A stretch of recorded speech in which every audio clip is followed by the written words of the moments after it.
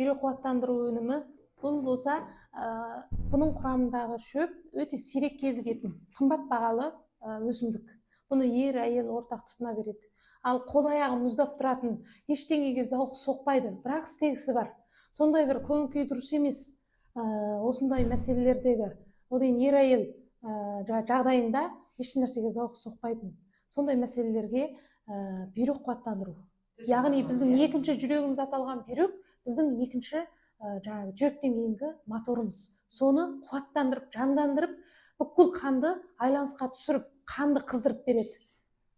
Сондуктан бүйрөктүн кызмети өтө маңызды. Сиз детокс ичип болгондон кийин сөзсүз милдеттүү түрдө осы бүйрөк кубаттандырууну тутунууңуз керек деп айтам.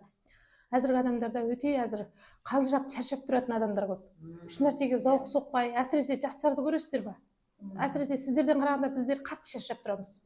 Сол үчүн жастарга да осуну үгүттеңиздер. Өйткөнү менин кол аяк муздап туратын маселемди осы керемет жакшы кылды. Одан кийин мына этеккири айлык адети дурус келмейтин кисилер болот. Осуну детокстан кийин берсеңиздер типти де керемет результат берет. Негизи 20дан жогору болсо турус го.